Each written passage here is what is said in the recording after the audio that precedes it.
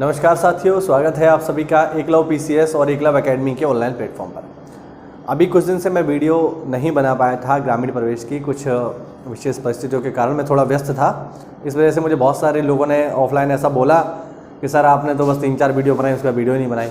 तो उसी क्रम को आज हम आगे बढ़ा रहे हैं और विद्यार्थियों की मांग पर हम इसको आगे लेके जा रहे हैं। तो साथियों, आज जो हमारी क्लास रहने वाली है वो है ग्रामीण प्रवेश की क्लास नंबर 5 और आज की क्लास में हम पढ़ेंगे ग्रामीण स्वास्थ्य नीतियाँ। ठीक है, ग्रामीण स्वास्थ्य नीतियाँ ये आपका पूरा का पूरा टॉपिक है। यदि आप लेखपाल में ग्रामीण परिवेश के सिलेबस को देखोगे तो वहाँ पर ये आपको मिलेगा। इसमें आज की क्लास में मैं जो चर्चा करने वाला हूँ वो होगी भारत की स्वास्थ्य नीति की। ठीक है, भारत की स्वास्थ्य नीति।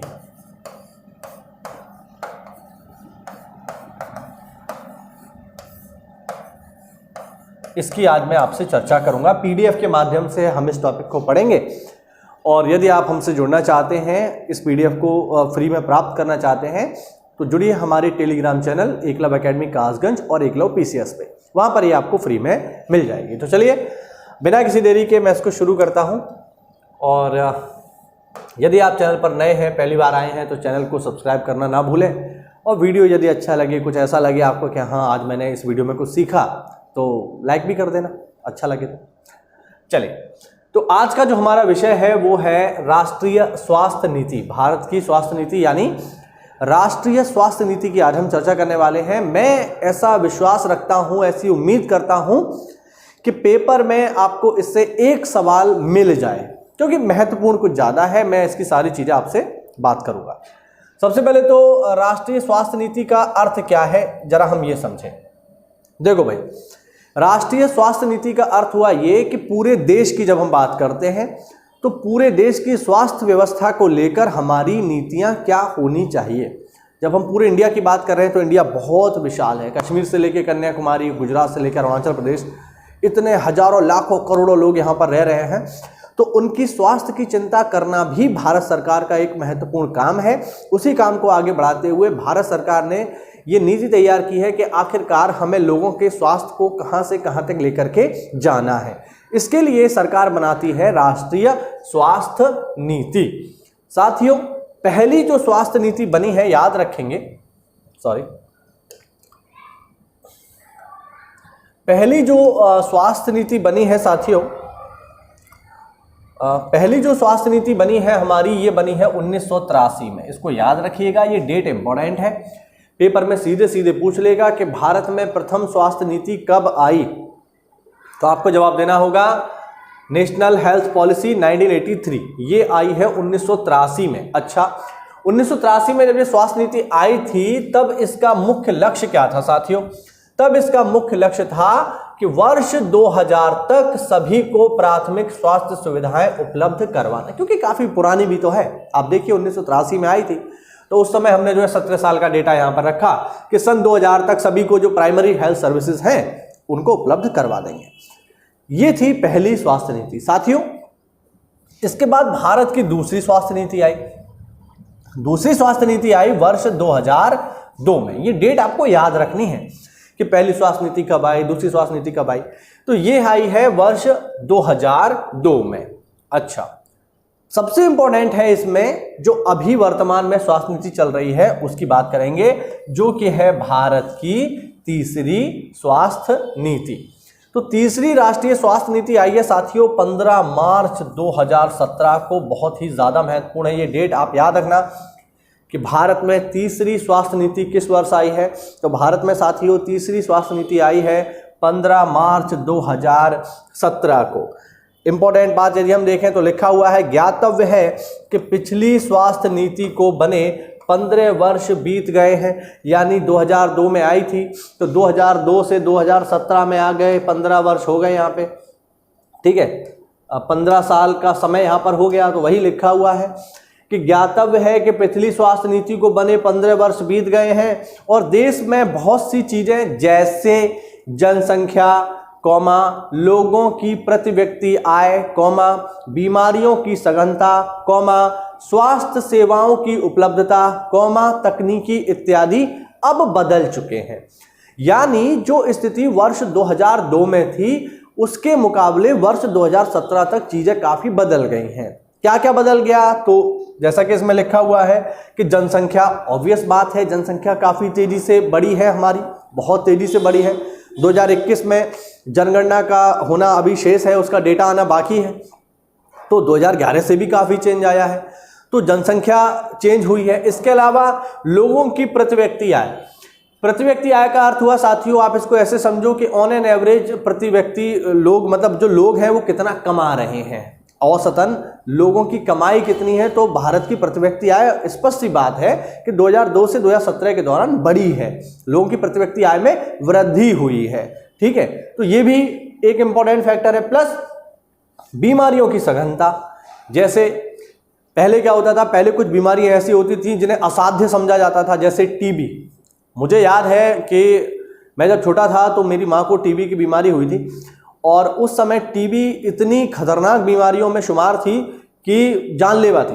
मतलब जानलेवा आज भी है टीबी, यदि आपको समय से पता नहीं चलता है तो स्पष्ट रूप से आपकी जान चली जाएगी, लेकिन उस समय में ये बहुत ही खतरनाक थी, बहुत ही ज़्यादा। ऐसे समझ लीजिए कि स्थिति यही थी कि मेरे पिताजी को, जो कि डिग्री कॉलेज में थे, उनको लोगों ने ये सलाह देना शुरू कर दी कि आप इनका इलाज विलाज मत करवाओ, ये जिंदा नहीं रह पाएंगी, इनकी मौत हो जाएगी, और तुम्हारे पास सरकारी नौकरी है, तुम डिग्री कॉलेज में हो, तुम्हें कोई दूसरी लड़की आसानी से मिल जाएगी। लेकिन फिलहाल मेरे पिताजी उनसे प्रेम करते थे, तो उन्होंने उनका पूरा ध्यान रखा और अच्छी तरीके से बीमारी का इलाज करवाया। आज के समय में वो पूरी तरीके से स्वस्थ हैं, ये एक अच्छी बात है। लेकिन आज के समय में हम देखें तो टीबी उतना खतरनाक बीमारी नहीं रही है। क्यों? क्योंकि अब टीबी का इलाज हर जगह उपलब्ध है। जिला स्तर पर हम देखते हैं डॉट सेंटर सरकार ने बना दिए हैं, सरकारी इलाज पूरी तरह से मुफ्त होता है। ना केवल सरकारी इलाज मुफ्त होता है, बल्कि टीबी के मरीजों को सरकार 500 रुपया प्रति महीना भी देती है कि भैया जूस वूस पीते रहो, फल वल खाते रहो, कम से कम मरो मत। तो ये सारी चीज़ें चेंज हुई हैं, बीमारियों की सघनता बदली है और नई नई बीमारियां भी आ रही हैं। जैसे हम देखें कोरोना, हालांकि 2017 में कोरोना नहीं था, लेकिन आज के समय में कोरोना एक गंभीर समस्या हो गई है। उसके इलाज के लिए भी सरकार को रणनीति बनानी पड़ेगी। तो कुल मिला के वही समझाना चाह रहा है कि 15 साल बीत गए हैं, देश में बहुत सारी चीजें बदल गई हैं, इसलिए नई राष्ट्रीय स्वास्थ्य नीति की बदलते समय की जरूरत के हिसाब से बदलना होगा। यानी अब जब बीमारियां बदल रही हैं, जनसंख्या बदल रही है, लोगों की आय बदल रही है, तो फिर ऐसे में सरकार को अपनी स्वास्थ्य नीति को भी चेंज करना होगा। इसलिए 2017 में आई साथियों तीसरी स्वास्थ्य नीति। चलिए, ये हमने पूरा अच्छे से समझ लिया। अब हम आगे बढ़ते हैं और अब हम देखते हैं इसके लक्ष्य क्या हैं। चलिए, ठीक है साथियों, काफी सारे लक्ष्य हैं जिनको हम एक एक करके देखेंगे। यहाँ पे देखिए, राष्ट्रीय स्वास्थ्य नीति 2017 के मुख्य लक्ष्य निम्न हैं। देखिए लक्ष्य क्या है। देखिए लक्ष्य वैसे बहुत सारे हैं, अगर आप इसको पढ़ोगे बहुत सारे लक्ष्य हैं, लेकिन यहां पर मैंने उन लक्ष्यों को समाहित किया है जो मुझे लगता है महत्वपूर्ण है और पेपर में पूछे जा सकते हैं, जिनके पूछे जाने की संभावना ज्यादा है, जो डेटा वाइज है उनको खासकर मैंने मेंशन किया है। और यदि आप पेपर का ट्रेंड देखेंगे तो ये पाएंगे इसी तरीके के सवाल पूछे जाते हैं कि सरकार का लक्ष्य क्या है, टीबी को कब तक समाप्त करना है। तो इस तरीके के जो टारगेटेड लक्ष्य होते हैं उन पे हमें ज्यादा फोकस करना होता है। तो देखिए, पहला जो लक्ष्य है यहां पर वो है स्वास्थ्य व्यय को वर्तमान सकल घरेलू उत्पाद के 1.15% से बढ़ाकर 2025 तक 2.25% करना है। इसका मतलब क्या हुआ साथियों? इसका मतलब हुआ कि आज के समय में जो स्वास्थ्य के ऊपर खर्चा हो रहा है वो जीडीपी का 1.15% हो रहा है आज के समय में। ठीक है, आज के समय में ये खर्चा हो रहा है। ठीक, इसके अलावा सरकार का लक्ष्य है ये कि 2025 तक इसको 1.15% से बढ़ाकर 2.5% कर देना है। ये सरकार का 2017 में लक्ष्य था साथियों। आज के समय में हम देखें तो ये प्रायोरिटी और बदल चुकी है कोविड-19 के बाद। कोविड-19 में सरकार को यह समझ आ गया कि यदि हमने स्वास्थ्य के ऊपर खर्चा नहीं किया तो जब देश की जनता बचेगी ही नहीं, नागरिक मर ही जाएंगे, तो फिर नीतियां बनाओगे किसके लिए, देश रहेगा कहां। क्योंकि देश साथियों किससे बन रहा है, देश बन रहा है नागरिकों से, हम और आप जैसे लोगों से। और हम ही यदि देश में नहीं है, यदि हम ही मर गए तो देश चलाएगा कौन, नीतियां किसके लिए बनेंगी भाई, काम कौन करेगा फिर। तो बहुत जरूरी है कि हम जीडीपी का खर्चा बढ़ाएं। यहां पर अर्थ है ये कि जो जीडीपी पर हम खर्चा कर रहे हैं उसको बढ़ाना पड़ेगा, ठीक है। जो स्वास्थ्य पर खर्चा हो रहा है जीडीपी का वो है 1.15%, हमारा टारगेट है 2025 तक इसको बढ़ाकर करना है 2.5%, 2.5% तक करना है। दूसरा, जन्म के समय जीवन प्रत्याशा को 67.5 वर्ष से बढ़ाकर 2025 तक 70 वर्ष करने का लक्ष्य है। यानी अभी हम देखें, जब मैं बात कर रहा हूं अभी की, तो आपको समझना पड़ेगा ये बात हो रही है 2017 की, जब ये नीति बनी है तब की बात है, ये आज की बात नहीं है, ये आपको समझना पड़ेगा।